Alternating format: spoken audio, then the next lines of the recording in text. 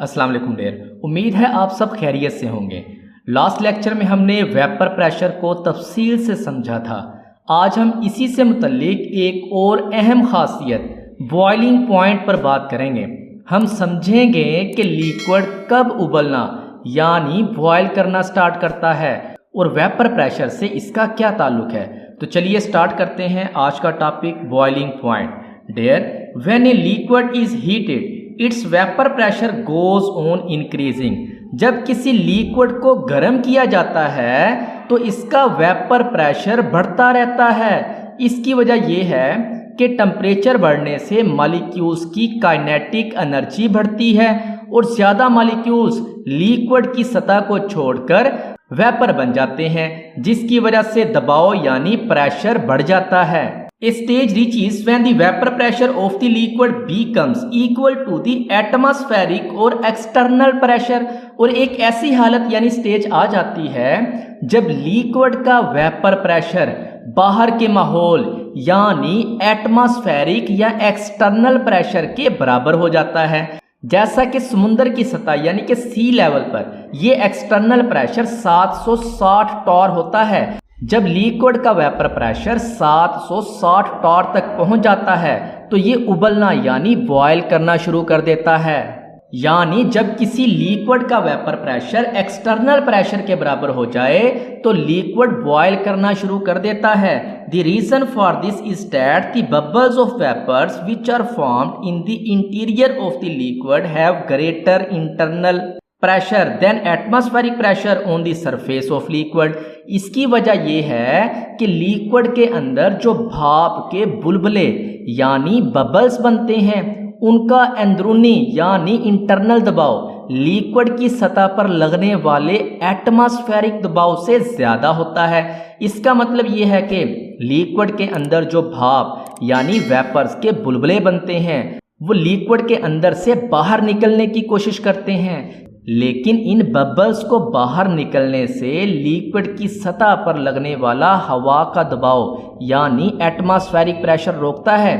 Dear, boiling point पर गर्मी की वजह से इन अंदरूनी बबल्स का दबाव इतना बढ़ जाता है कि ये हवा के दबाव को तोड़कर आगे निकल जाते हैं।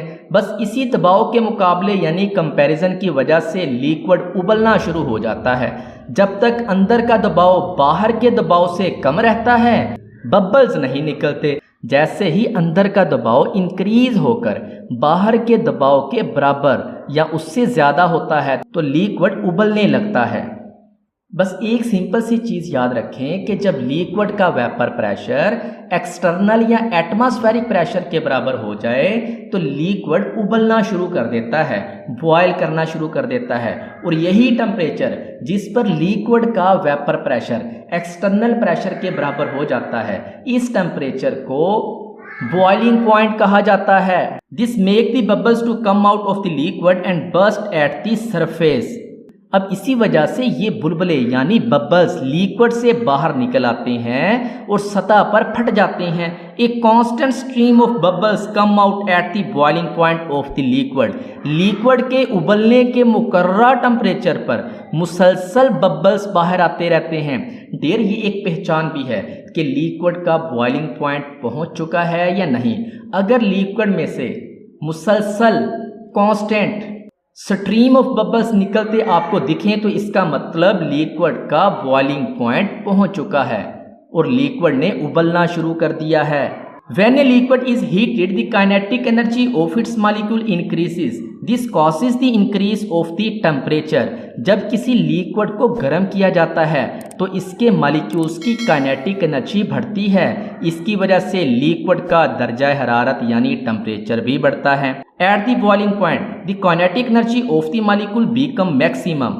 Any further heating at the stage will not increase the temperature. अब बॉइलिंग पॉइंट पर मॉलिक्यूल्स की काइनेटिक एनर्जी अपनी हद यानी मैक्सिमम हद तक पहुंच जाती है। इस स्टेज पर मजीद हीट देने से दर्जा हरारत नहीं बढ़ेगा। The further heating is utilised to break the intermolecular forces and convert the liquid into its vapour.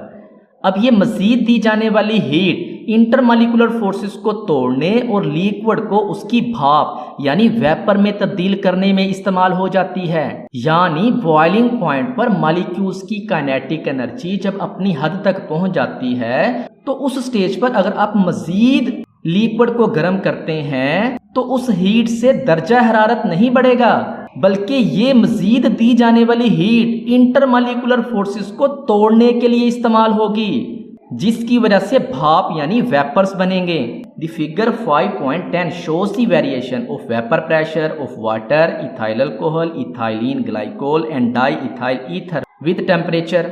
Dear ये ग्राफ जो आप यहाँ डायग्राम में देख रहे हैं, ये पानी यानी वाटर, इथाइल अल्कोहल, इथाइलिन ग्लाइकोन और डाई इथाइल ईथर के वेपर प्रेशर में टेम्परेचर के साथ आने वाली तब्दीली यानी वेरिएशंस को दिखाता है। डियर ये ग्राफ जाहिर करता है कि ये लिक्विड्स अपने बॉइलिंग पॉइंट पर तब पहुंचता है जब इनका वेपर प्रेशर समंदर की सतह यानी सी लेवल पर 760 टॉर्क के बराबर हो जाता है। डियर इस ग्राफ में एक्स एक्सिस यानी हॉरिजॉन्टल लाइन पर टेम्परेचर और वाई एक्सिस यानी वर्टिकल लाइन पर वेपर प्रेशर को टॉर में दिखाया गया है। हर लाइन जो आप यहाँ देख रहे हैं लिक्विड को जाहिर करती है और बताती है कि कैसे टेम्परेचर बढ़ने के साथ इस लिक्विड का वेपर प्रेशर भी बढ़ता है। डियर ये ग्राफ हमें बताता है कि मुख्तलिफ लिक्विड का वेपर प्रेशर टेम्परेचर बढ़ने के साथ कैसे बढ़ता है। इस ग्राफ पर सबसे अहम चीज ये लाइन है 760 टॉर वाली लाइन। ये जो हॉरिजॉन्टल लाइन आप यहाँ देख रहे हैं 760 टॉर वाली, ये लाइन आम एटमॉस्फेरिक प्रेशर यानी समंदर की सतह पर हवा के दबाव को दिखाती है। जिस टेम्परेचर पर किसी भी लिक्विड की कर्व 760 टॉर वाली लाइन को टच करती है वो टेम्परेचर उस लिक्विड का बॉइलिंग पॉइंट होता है। डियर आप ग्राफ में देख सकते हैं कि वाटर की कर्व 100 डिग्री सेंटीग्रेड पर इस लाइन को टच करती है, तो इसका मतलब वाटर का बॉइलिंग पॉइंट 100 डिग्री सेंटीग्रेड है। जबकि डाई इथाइल ईथर की कर्व 34.6 डिग्री सेंटीग्रेड पर इस कर्व को टच करती है, तो लिहाजा इसका बॉइलिंग पॉइंट 34.6 डिग्री सेंटीग्रेड होगा। और इसी तरह डियर इथाइल अल्कोहल, ये इथाइल अल्कोहल की कर्व है, ये कर्व 78.3 डिग्री सेंटीग्रेड पर 760 टॉर वाली लाइन को टच करती है, तो इसका मतलब इथाइल अल्कोहल का बॉइलिंग पॉइंट 78.3 डिग्री सेंटीग्रेड है। डियर एक और लिक्विड यहाँ नीचे दिखाया गया है इथाइलिन ग्लाइकोल।